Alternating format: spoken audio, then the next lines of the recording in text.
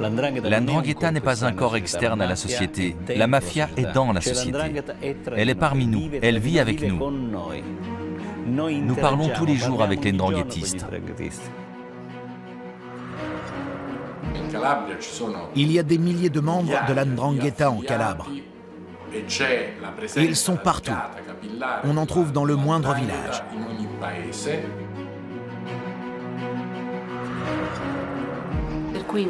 Dans notre village de seulement 8000 habitants, 18 personnes ont été enlevées en 15 ans. On a vécu dans la peur permanente.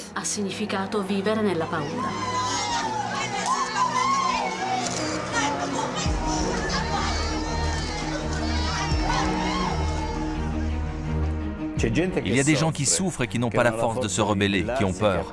Mais il y en a beaucoup d'autres qui soutiennent la 'ndrangheta.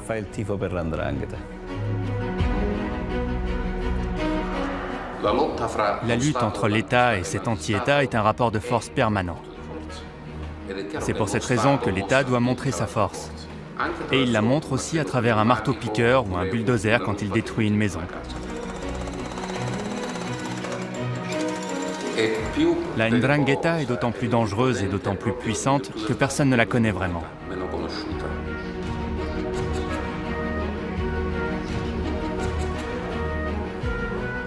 Selon une étude du FBI, la 'ndrangheta est aujourd'hui la mafia la plus dangereuse au monde.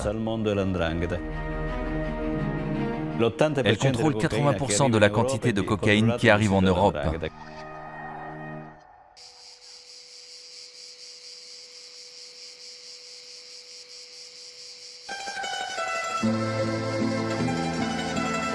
C'est une terre ingrate, aride, accidentée. La Calabre est dominée par le massif montagneux de l'Aspromonte. C'est la région la plus au sud de l'Italie, la moins connue. Elle n'occupe que quelques pages dans les guides touristiques. Un bras de mer d'à peine 3 km la sépare de la Sicile. En Calabre, les habitants ressemblent à leur terre. Dans certains villages, des fiefs mafieux, toute présence étrangère est considérée comme une menace. Même notre caméra, qui filme cette banale église, est indésirable.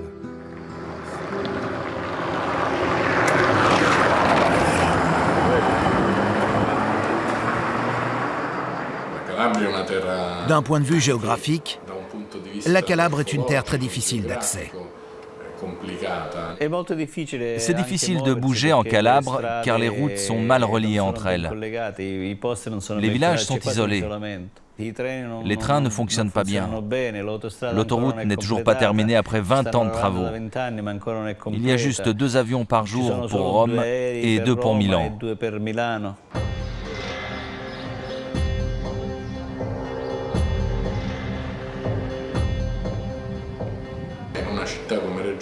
Dans une ville comme Reggio Calabre, il n'y a pas de bureau de la RAI, la télévision publique italienne. Et il n'y a pas non plus de rédaction régionale d'un grand journal. Cette absence se paye. La Calabre ne compte pas politiquement. C'est la région la plus pauvre d'Italie. Elle n'a pas le poids politique de la Sicile ou de la Campanie. Et cela a permis à la 'ndrangheta d'évoluer dans l'ombre pendant plus de 100 ans.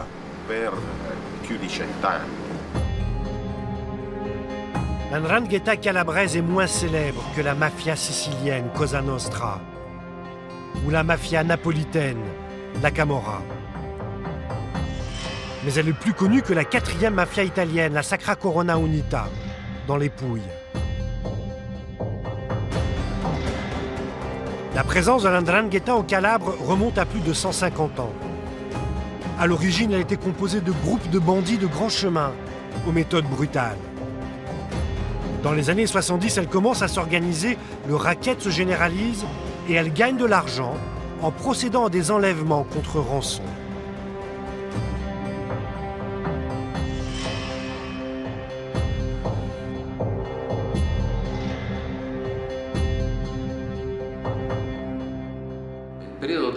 La période des enlèvements a été une période déterminante pour la 'Ndrangheta. Avant cela, dans les années 70, la 'Ndrangheta était acceptée socialement, mais elle n'était pas très puissante. Les gens enlevés étaient cachés dans l'Aspromonte pendant des mois. C'est une terre très difficile pour faire des patrouilles.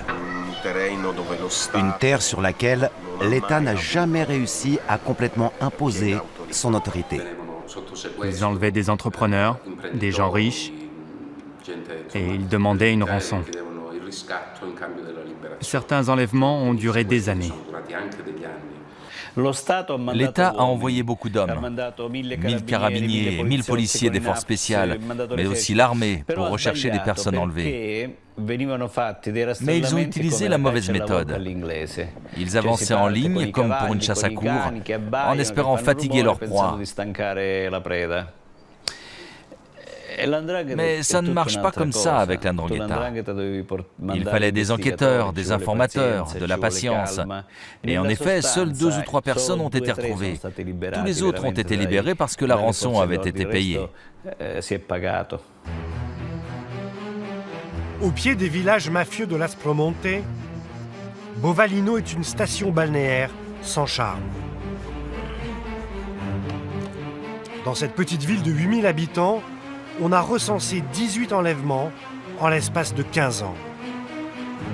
Bovallino a gagné le surnom de capitale des enlèvements. Lolo Cartisano tenait le magasin photo de la ville. Un commerçant honnête et pas spécialement riche.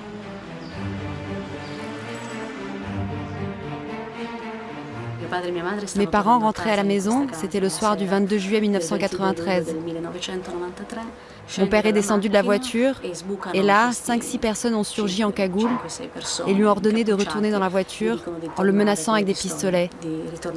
Ils sont montés avec lui et ils l'ont conduit dans la campagne, ici pas loin.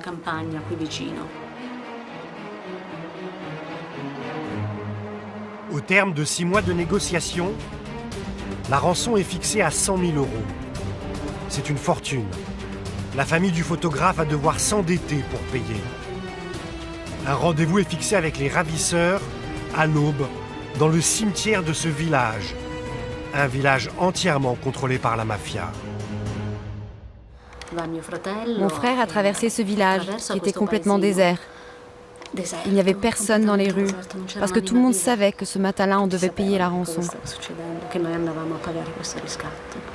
Il y avait une personne avec une cagoule qui l'attendait. Elle a pris le sac et a dit à mon frère « Demain soir, ton père sera à la maison ».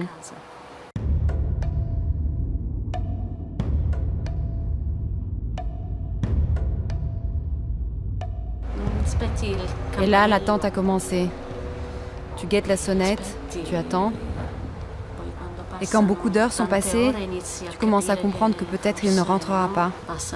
Des jours, des semaines, des mois sont passés sans savoir ce qui s'était réellement passé. On a commencé à lancer des appels dans les journaux, à la télé, en demandant pourquoi mon père n'était pas rentré, alors que nous avions payé la rançon.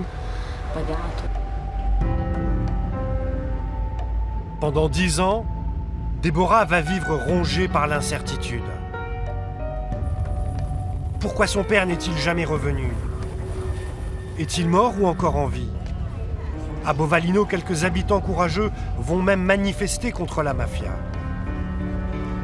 En 2003, rebondissement. Après avoir envoyé de nombreux appels aux ravisseurs à travers les journaux locaux, Deborah reçoit enfin une lettre anonyme. On a reçu une lettre de quelqu'un qui nous écrivait avoir été un de ses geôliers. Il racontait que c'était lui qui s'était occupé de mon père, que sa conscience le tourmentait, qu'il ne pouvait plus regarder ses enfants dans les yeux. Il a écrit « Je veux me repentir de ce que j'ai fait, je regrette, je vous demande pardon, je vous en supplie, pardonnez-moi ». Et à la fin, il nous a indiqué l'endroit où mon père avait été enterré. Le geôlier écrit à Deborah que son père est mort accidentellement juste avant sa libération. Il indique le lieu où le corps aurait été enterré. C'est ici, sous le fameux rocher de Pietracapa. Les policiers creusaient avec une bêche, puis ils ont continué à creuser à main nue car ils avaient senti quelque chose de dur et ils ne voulaient pas prendre le risque d'abîmer les restes. Ils ont d'abord trouvé un os et là ils ont compris qu'ils avaient trouvé mon père.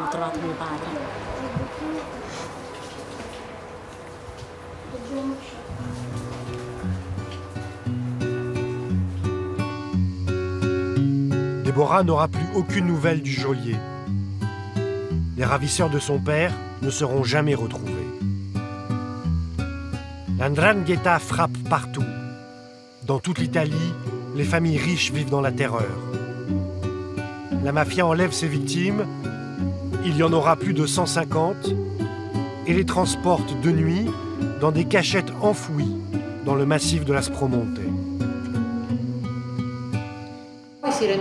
La 'ndrangheta se rend compte, au bout d'un moment, que les enlèvements lui rapportent peu par rapport aux risques encourus. Car si la personne enlevée meurt, il risque des peines de perpétuité.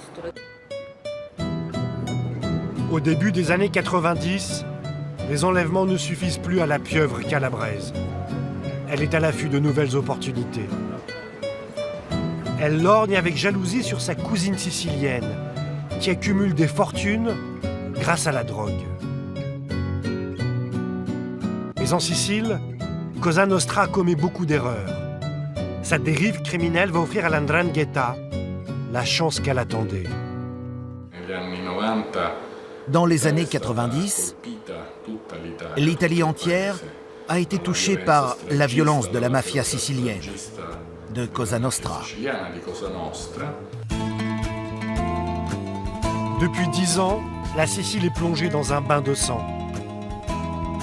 La mafia livre une guerre féroce à tous ses adversaires. Les cadavres se comptent par milliers. La mafia n'hésite pas à assassiner des hommes politiques et des juges dans de spectaculaires attentats. En 1992, Palerme ressemble à une ville en guerre.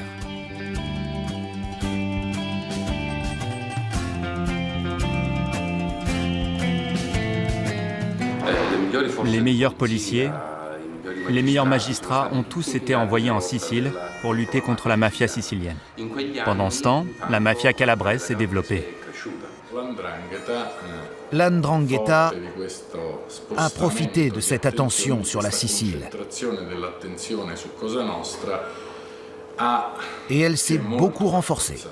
L'État a fait là une grosse erreur d'évaluation. Les gouvernements de l'époque ont une grosse responsabilité.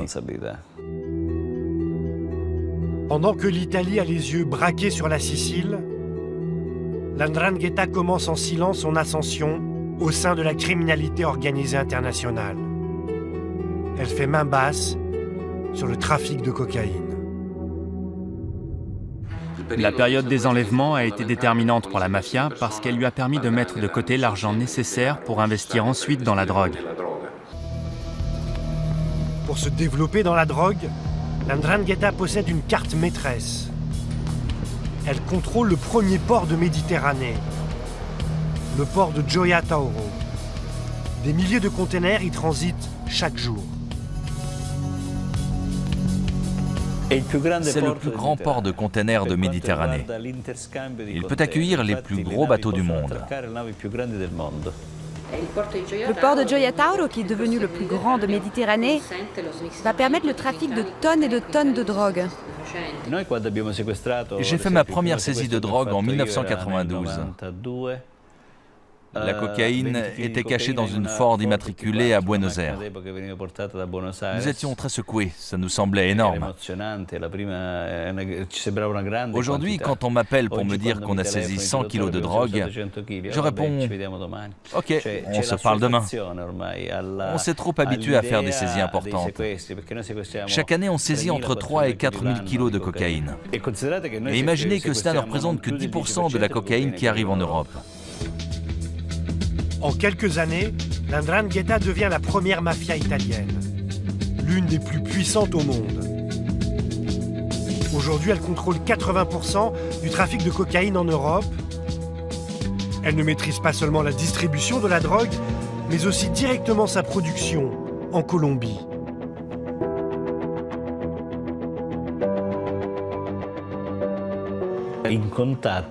Ils sont en contact avec les organisations terroristes paramilitaires colombiennes, aussi bien de droite que de gauche, comme les FARC. Les hommes de la 'Ndrangheta opèrent au cœur de la Colombie, dans des zones où même l'armée n'ose pas rentrer. Cela montre le rapport de confiance qu'entretient la 'Ndrangheta avec les narcotrafiquants. Les Américains ont placé la 'Ndrangheta sur une liste noire, car ils la considèrent comme la mafia la plus puissante et la plus dangereuse qui sévit aux États-Unis en ce moment, précisément parce qu'elle est dure et impénétrable. Pourquoi la 'Ndrangheta est-elle la moins vulnérable de toutes les organisations criminelles internationales? Parce que tout est basé sur les liens du sang. Des liens très solides.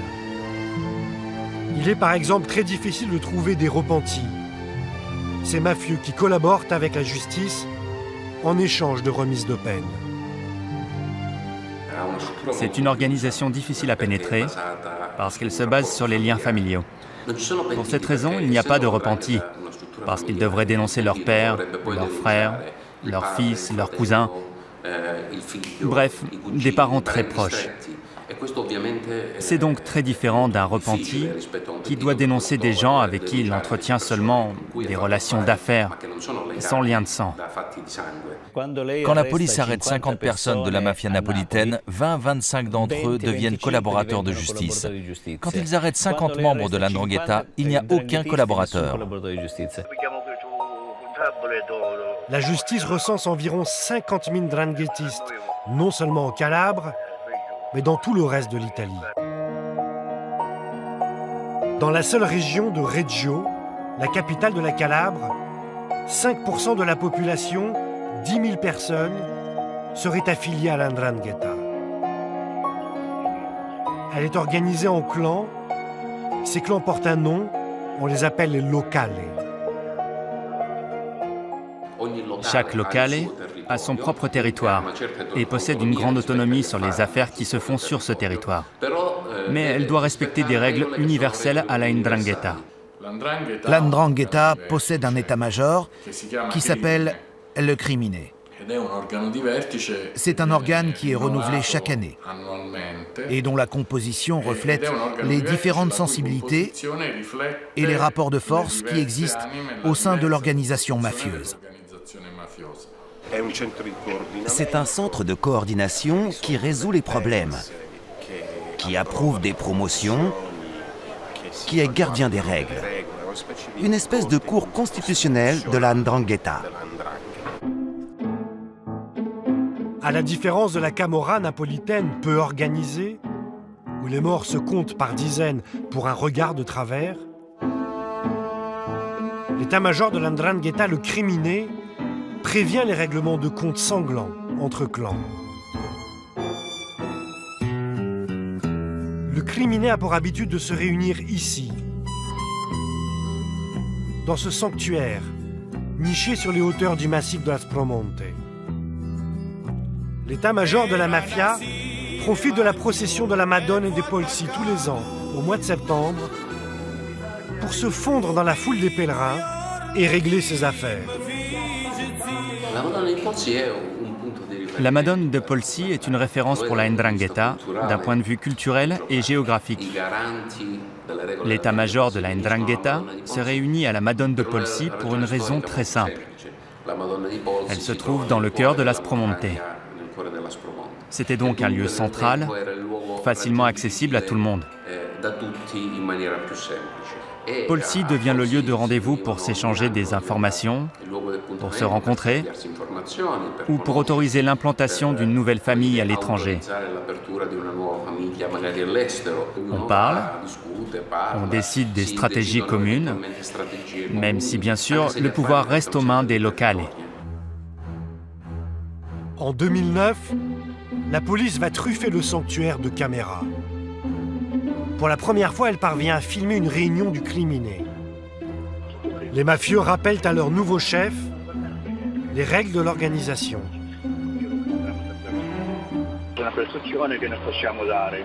cose come Benevento, portare 2 volte l'anno, bisogna fare così, bisogna fare sempre, tutto bisogna fare sempre. Un film non è nessuno, un film l'hanno fatto tutti, tutti Roma. Cette vidéo montre le rituel d'intronisation d'un chef. Il se fait en pleine procession. Les mafieux encerclent la statue de la Madone de Polsi et quand ils se retrouvent tous autour de cette statue, ils prêtent le serment qui ratifie l'accord qui les lie entre eux.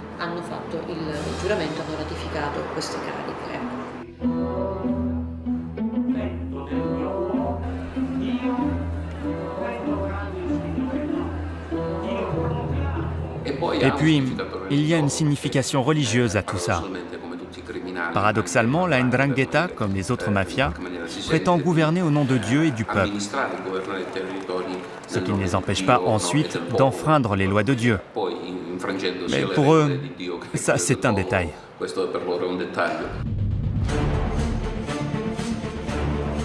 Pour intégrer l'organisation mafieuse, il faut aussi se plier à un rite parfaitement codifié.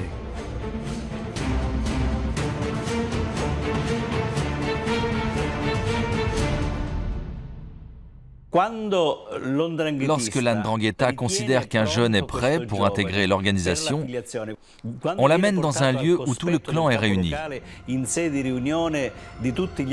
Les hommes entourent alors le jeune en demi-cercle. Tout le monde se tient les bras croisés. Le chef demande alors à la jeune recrue « Que veux-tu » et il répond alors « Je cherche l'honneur ».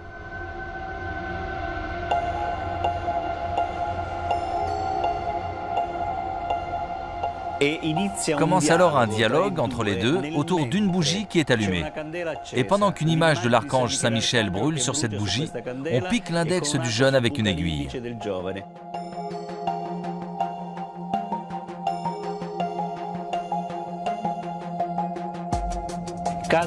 Une goutte de sang tombe alors sur cette image pendant qu'elle est en train de se consumer. Le chef dit alors à la recrue « Tu brûleras comme brûle cette image si tu trahis l'organisation. À partir de maintenant, seule l'Ndrangheta existe. S'il le faut, tu dois être prêt à tuer ton père, ta mère ou ton frère. » Et il jure. À partir de ce moment-là, ce n'est plus un homme libre.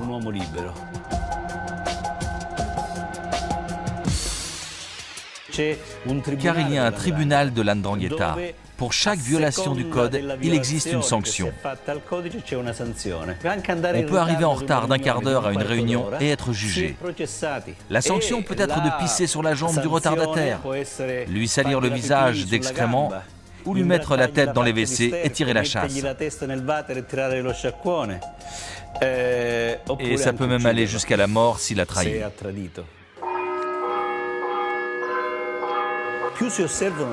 Plus on observe les règles et plus il y a de la discipline, de l'ordre et donc de l'obéissance.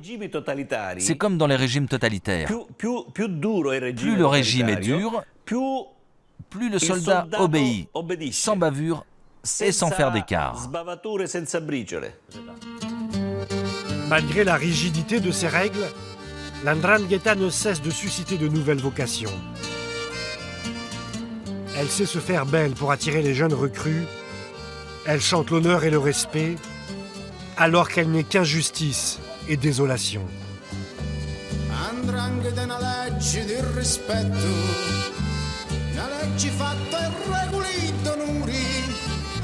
Se tu sei degno e sei senza difetto, hai tanti amici che t'offrono cori.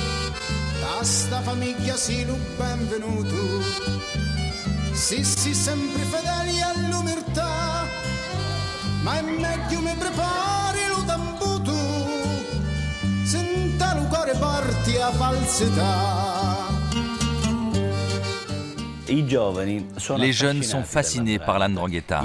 Ils sont fascinés par le mystère et par l'occulte. Et les Ndranghétistes adultes sont forts pour parler de valeurs, d'honneur, de respect. Mais ce sont des mots qui n'ont pas de sens. Parce que les codes de l'Ndrangheta servent uniquement à ce que les autres les observent. Le roi, lui, n'observent pas les règles. La richesse de l'Ndrangheta est dans les mains de 4-5% des ndranghetists. Tous les autres sont des apprentis, de pauvres idiots utiles. Pour mener ses affaires en toute quiétude, l'Ndrangheta a besoin de s'appuyer sur la population. Les Calabrais se montrent tolérants, voire même complices de la mafia. Dans le meilleur des cas, ils restent indifférents.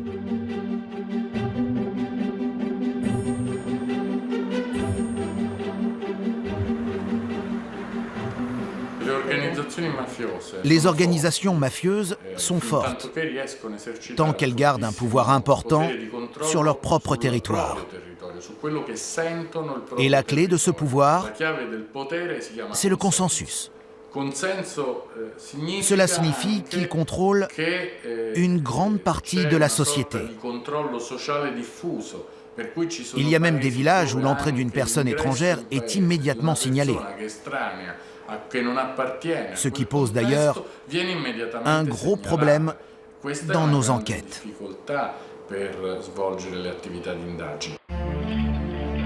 La transcription d'une écoute téléphonique entre deux mafieux fait comprendre comment ils gèrent leur rapport avec la population.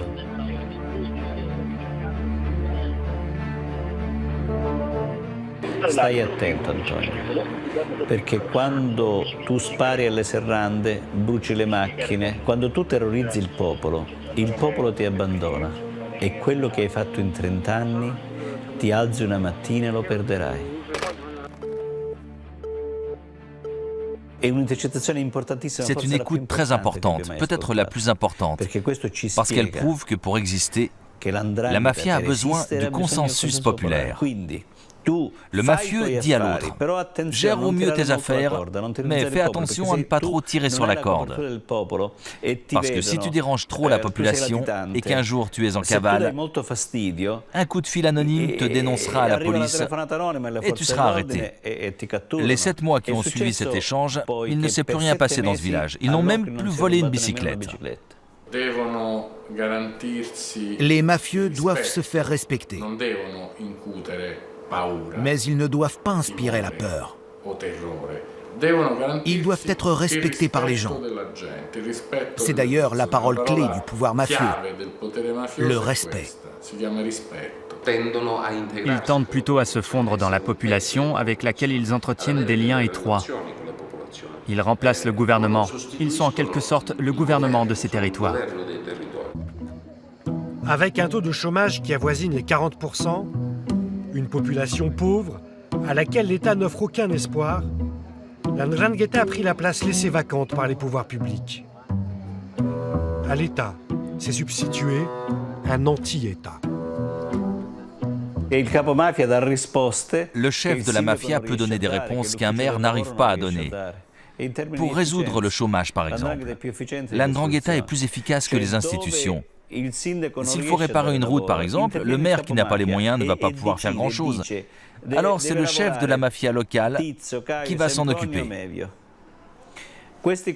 Il va engager 4 hommes pour réparer cette route. Et du coup, quand il sera l'heure de voter, ces 4 pères de famille se souviendront du service rendu et ils voteront pour le candidat choisi par le chef de la mafia. C'est ça le consensus. Le boss, le chef mafieux, contrôle les marchés publics de la ville. Mais il aide aussi si quelqu'un doit aller à l'hôpital, par exemple, et qu'il a des problèmes économiques. Il suffit alors de s'adresser au boss qui va donner son aide. Et si vous avez besoin d'un travail, vous vous adressez à lui. C'est un système, une organisation qui a pris la place de l'État. Si on a compris ça, on a compris la culture et la mentalité mafieuse. Personne n'est dupe. La Ndrangheta ne donne rien. Sa générosité apparente, la fausse tranquillité qu'elle promet à tous, a un prix. Le pizzo, l'impôt mafieux. En Calabre, la plus insignifiante entreprise est soumise à ce racket. Pour travailler ici, Ou tu as une entreprise contrôlée par la mafia, ou tu dois payer. Le pizzo n'est pas demandé par des gens qui se présentent le visage cagoulé. Ce sont des familles dont tout le monde connaît les noms et les prénoms. Même la police sait qui ils sont. Ce n'est pas un mystère, mais on te demande le pizzo et tu dois le payer, te mettre en règle. Tu dois payer tes impôts. Antonino De Masi est originaire d'un village près du port de Gioia Tauro. Il gère une entreprise familiale de machines agricoles. Depuis plus de 20 ans, il refuse de payer le racket. Il vit sous escorte policière, 24 heures sur 24. Nous avons été la première entreprise à fermer officiellement à cause de la mafia en 1990. Parce que fatigués par les incessantes menaces et tentatives d'attentats, nous avions décidé de fermer l'entreprise. Mais le gouvernement nous a contactés en nous demandant de ne pas fermer. Nous avons alors décidé de continuer à travailler.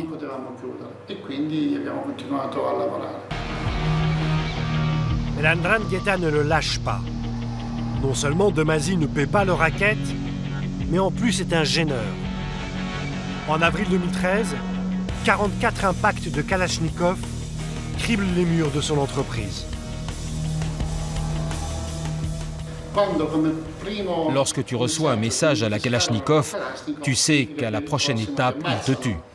Le problème, c'est qu'ils ne te demandent pas uniquement le racket, mais ils te demandent aussi de te plier à chacune de leurs exigences. Tu n'as pas le droit de faire des affaires où tu veux ou avec qui tu veux. C'est eux qui décident. Donc non seulement ils te prennent ton argent, mais aussi ta liberté de citoyen. Quand le mécanisme de consensus se brise, les mafias ont toujours recours à la violence et à la Kalachnikov.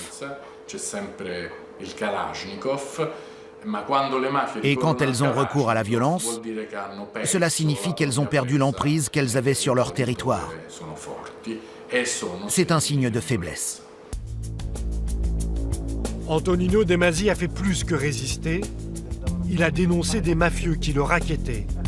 Beaucoup ont fini en prison.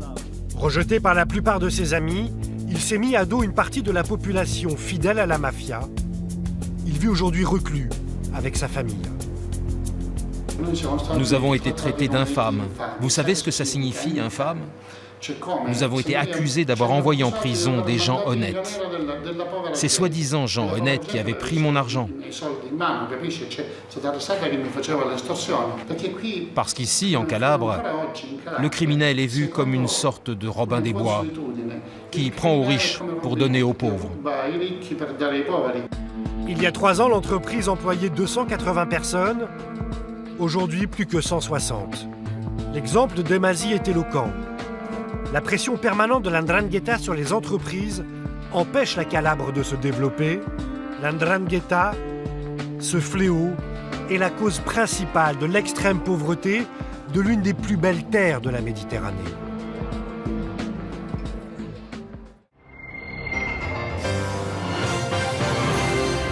C'est un règlement de compte entre membres de la mafia calabraise qui a tourné au massacre en Allemagne à Duisbourg. 6 Italiens de 16 à 39 ans ont été abattus d'une balle dans la tête.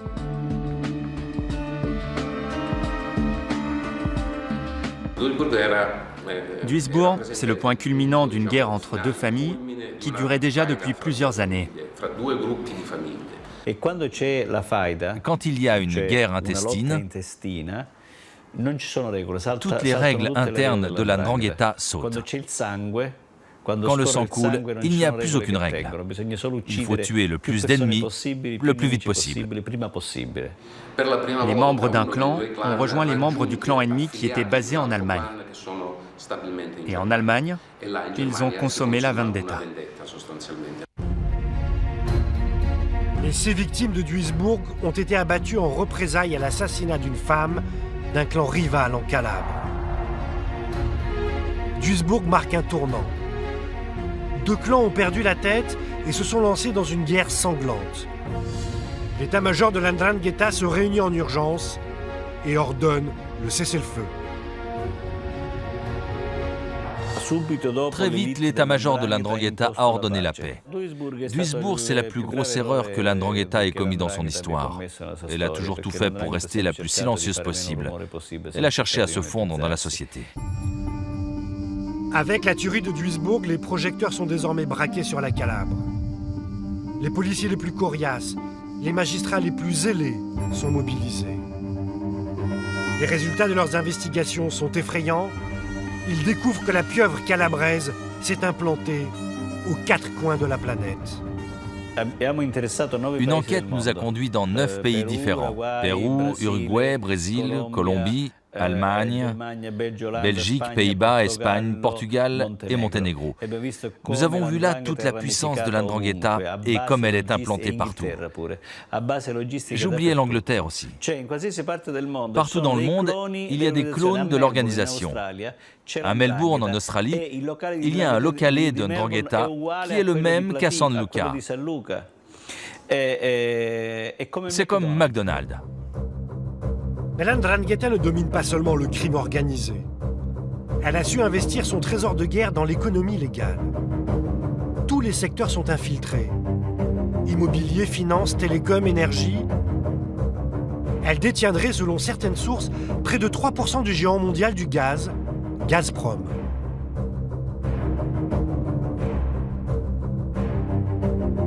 Selon un rapport du FBI, l'Ndrangheta est la mafia la plus dangereuse du monde parce que c'est la seule à être présente sur tous les continents. Les organes vitaux de l'organisation criminelle n'ont jamais bougé. Ils sont restés en Calabre. Sur le terrain, la traque s'intensifie. L'organisation est sous pression. L'impunité dont elle jouissait pendant des années se fissure. Les grands boss doivent se planquer. Les chefs doivent rester sur leur territoire, même s'ils sont en cavale. Sinon, quelqu'un d'autre peut prendre le pouvoir à leur place. Ils ont donc inventé des cachettes pour éviter de se faire arrêter. Chaque Ndranghêtiste se construit 1 ou 2 bunkers. Quand il construit sa maison, il construit automatiquement un bunker. Mafia Bunker.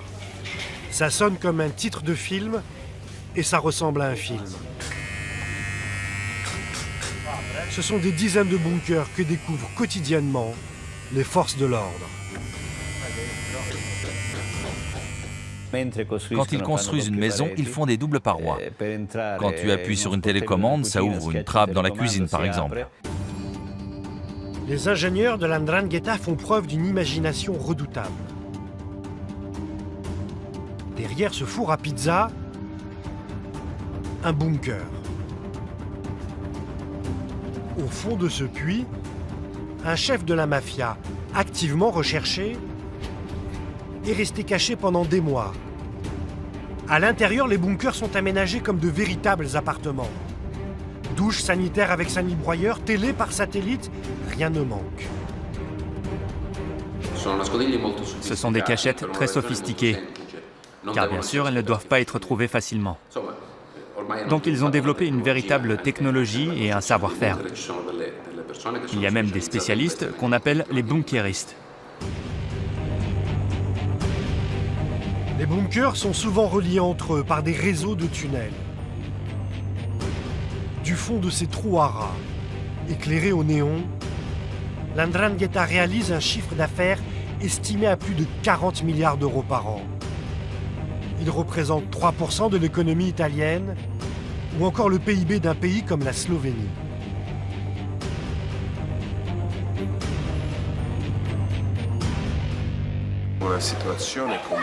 Dans une ville comme Plati, il y a carrément une ville souterraine. Les dizaines de bunkers sont reliés par des galeries, qui ne sont autres que les conduits des égouts.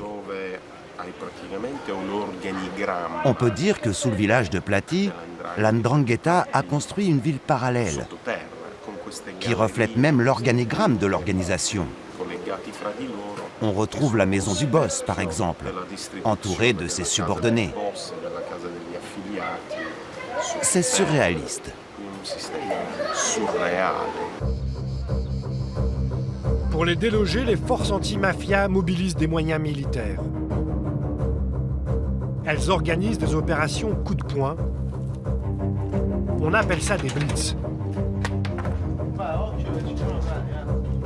Ce jour-là, une unité d'élite des carabiniers fait une descente dans une propriété tenue par un mafieux connu.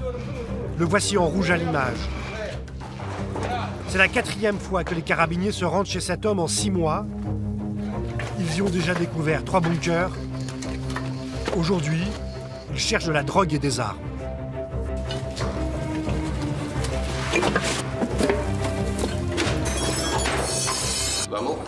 La lutte entre l'État et l'anti-État est un rapport de force. Donc l'État doit montrer sa force. Et elle le fait, même à travers un marteau-piqueur ou un bulldozer quand elle détruit une maison. Ce sont 2 pouvoirs qui sont sur le même territoire et chacun doit montrer qui commande.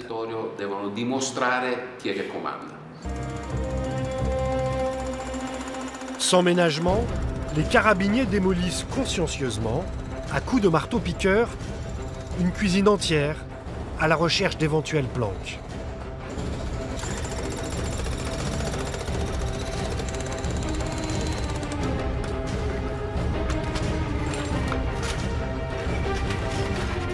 Le propriétaire est dégoûté. Les carabiniers laissent un chantier derrière eux. Toute la propriété est dévastée. Ils n'ont rien trouvé. Mais ce n'est pas grave. Le message auprès du mafieux est passé. On ne te lâchera pas.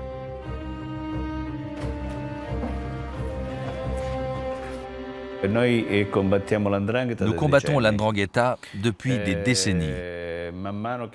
Et avec le temps, les enquêtes s'améliorent, surtout grâce aux nouvelles technologies.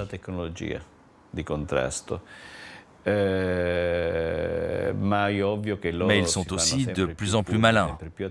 Et ils arrivent à ne pas se faire attraper. C'est un peu le jeu du chat et de la souris. En 2010, la première brèche s'ouvre enfin dans l'Ndrangheta. Ici, dans la petite ville de Rosarno. 14 000 habitants et des mafieux à tous les coins de rue.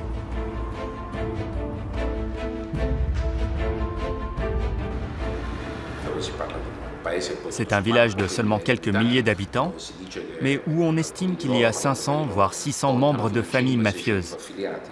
C'est un pourcentage très haut. Rosarno est la ville qui a le taux de mafieux le plus haut d'Italie. On est en quelque sorte au cœur du pouvoir mafieux. Le village est contrôlé par le clan Pesce, qui a fait main basse sur la ville. Rien ne se construit sans son autorisation, aucun magasin n'ouvre sans son accord, aucune transaction commerciale n'échappe à son racket. Sans compter la routine, meurtres, drogue, armes et trafic en tout genre. C'est une très grande famille qui a tissé des liens avec de nombreux autres clans. On peut dire que c'est une classique famille de Ndrangheta. Et elle a géré la ville pendant 50 ans. Elle contrôle, ou plutôt elle contrôlait, toute l'activité commerciale, et donc aussi tout le secteur du travail. Parce qu'à Rosarno, si tu voulais travailler, il fallait demander la permission au Pesce. Si les Pesce ne voulaient pas que tu sois à Rosarno, il fallait que tu t'en ailles. La ville était entièrement dans leurs mains. À la tête du clan, Vincenzo Pesce.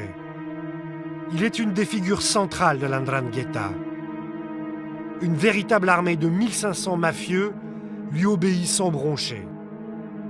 Vincenzo va se hisser à la tête de l'état-major de l'Ndrangheta, le Criminé. Vincenzo Pesce a sûrement été un des plus grands chefs de l'organisation. Parce qu'en plus d'être le chef de sa propre famille, il était reconnu aussi par les autres familles. On peut dire que c'est un des chefs historiques de la Ndrangheta. Il avait un grand charisme. Il était très riche et avait une grande armée.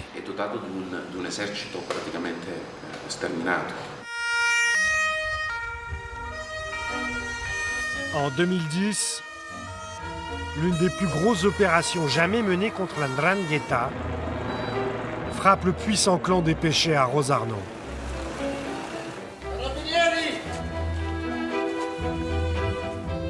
64 mafieux sont arrêtés.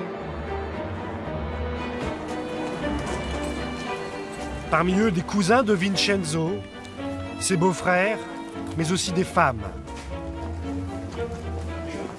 La véritable prise de l'opération, ce sera le parrain lui-même, Vincenzo, l'intouchable boss, coffré comme un grossier braqueur de bureau de tabac.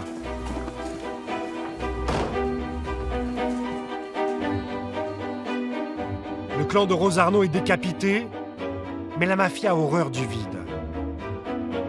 À peine enfermé, un neveu de Vincenzo Pesce, le jeune Ciccio, va lui succéder. Une brute épaisse, imprévisible. Les gens avaient peur de lui parce qu'il était très violent. Il était violent aussi bien au sein de sa famille qu'à l'extérieur. La vie et la mort de beaucoup de monde dépendaient de lui. Ciccio Pesce avait ce charme pervers du chef mafieux.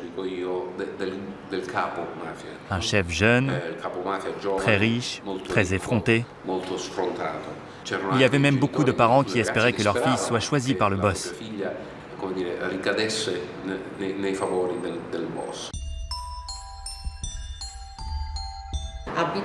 Il habitait dans une villa magnifique, qui avait aussi une position très symbolique, car elle était perchée sur une petite colline, ce qui lui permettait de contrôler toute la ville. Et il y avait un très grand contraste entre la pauvreté des alentours et la richesse de cette villa, qui était à l'intérieur très luxueuse et élégante. Le style de Ciccio Pesce marque une rupture avec celui des autres chefs de clan. À l'intérieur de son palais kitsch, aucune pièce n'échappe au mauvais goût et à la décoration bling-bling. À l'extérieur de ce palais, Ciccio Pesce ne passe pas inaperçu et se la joue grand seigneur.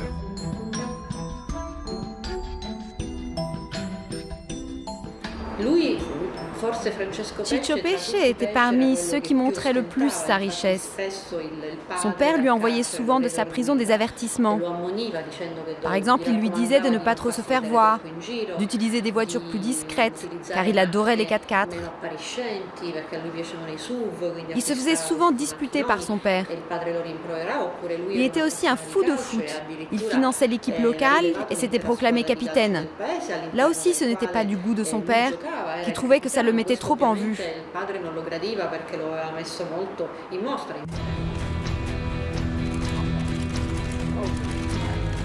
Pendant ce temps, sa famille croupit derrière les barreaux.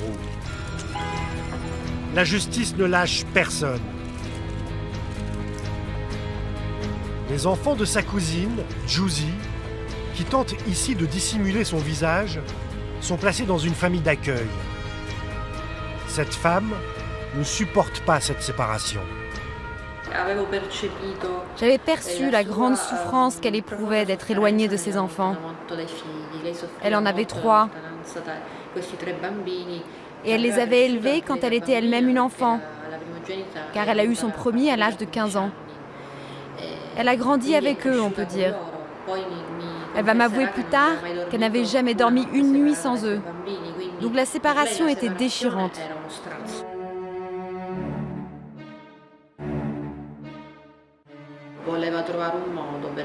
Elle voulait trouver un moyen de retrouver ses enfants.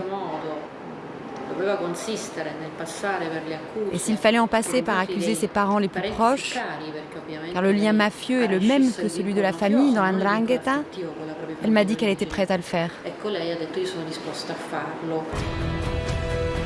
Giusy Pesce provoque un séisme. Elle va trahir la 'Ndrangheta. Elle est la première femme de la mafia calabraise à collaborer avec la justice à devenir une repentie. Elle racontera tout ce qu'elle sait sur les affaires de sa famille en échange d'une nouvelle identité et d'une nouvelle vie avec ses enfants. On est face à quelqu'un qui porte un nom important, un nom significatif dans l'histoire de l'Ndrangheta. Elle porte le nom de Pesce. Alors qu'un membre de la famille des Pesce collabore, c'est quelque chose de très important. Et cela a des conséquences sur la crédibilité même de la mafia. Ça la rend vulnérable. Elle nous a fourni des éléments très précieux pour nos enquêtes. C'était comme une fenêtre sur leur monde. Ça nous a permis de connaître les règles que seul un membre de la mafia peut connaître. Elle nous a permis de comprendre comment ils raisonnaient. On a ainsi augmenté le nombre des arrestations, car nous n'avions pas clairement en tête le cadre de l'organisation. Et elle nous a fourni les éléments qui nous manquaient et qui nous ont permis d'arrêter plus de monde, même sa mère et sa sœur. Les déclarations de Giusy Pesce vont permettre de confisquer 220 millions d'euros au clan. Des dizaines de Ndranghétistes sont arrêtés. Elle va surtout confirmer que le chef du clan est bien Ciccio Pesce. Sa description précise de ses habitudes permet aux policiers de remonter jusqu'à son bunker et de l'arrêter.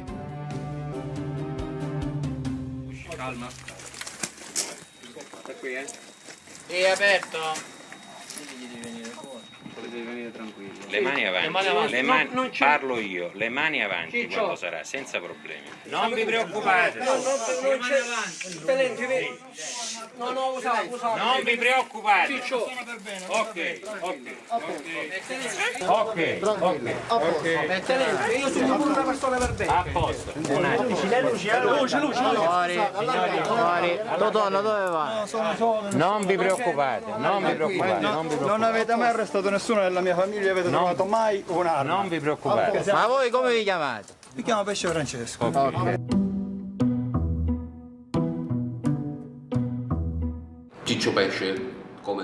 Ciccio Pesce avait lui aussi une série de bunkers dans lesquels il pouvait se cacher. Et il a été arrêté dans un bunker situé sous un poulailler. Il y vivait enfermé et ne sortait quasiment jamais.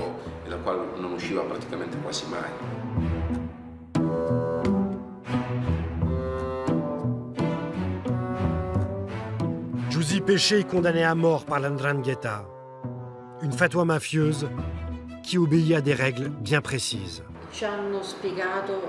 Elle nous a expliqué l'existence d'une loi de la Ndrangheta qui punit par la mort les femmes qui trahissent leur mari. Elle nous a expliqué que cette loi doit être appliquée par le frère de la femme, car c'est le sang qui doit laver la honte liée à son propre sang.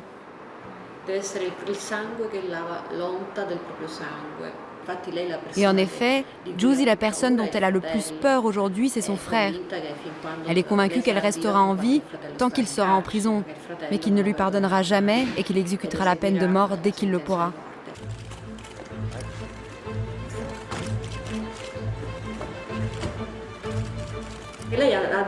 Giusy a lancé un message très fort. Le message que collaborer avec l'État est un acte d'amour envers les enfants. C'est inacceptable pour la Ndrangheta. Ils ont l'habitude d'élever leurs enfants dans la haine de l'État. Donc ce message est révolutionnaire. Et puis, il y a une importance symbolique aussi à ce geste. Elle montre la faiblesse du clan. Si une famille n'arrive pas à tenir ses femmes, comment peut-elle prétendre pouvoir tenir un territoire? Pour la Ndrangheta, c'est un message dévastateur. Et quelle dévastation! La femme, traditionnellement soumise, la femme juste bonne à accoucher de futurs mafieux, la femme qui n'a pas le droit de refaire sa vie même si son mari meurt, cette femme niée, bafouée, humiliée, vient de se rebeller. Non sapeva quando io mi puliva Giusy représente la capacité d'une jeune femme à se libérer du poids culturel de la 'ndrangheta. Une chape de laquelle les femmes n'arrivent pas à se libérer, même pas les hommes d'ailleurs. C'est un message formidable. Elle n'a pas seulement porté préjudice à sa famille, mais à toutes les familles mafieuses. Les femmes ne font pas encore la queue pour collaborer. Mais je pense que cette collaboration est en train de faire réfléchir beaucoup d'entre elles. Je pense qu'on peut affirmer qu'après la collaboration de Giusy Pesce, dans les familles mafieuses, les choses ne sont plus comme avant. 2 autres femmes ont suivi l'exemple de Giusy Pesce. Mais elles ont été retrouvées mortes, assassinées par l''ndrangheta. La pieuvre calabraise considère aujourd'hui ses propres femmes comme la plus sérieuse menace qui pèse contre elle. Ces héroïnes de l'ombre vont-elles permettre à la Calabre de se libérer de la mafia? Le combat ne fait que commencer.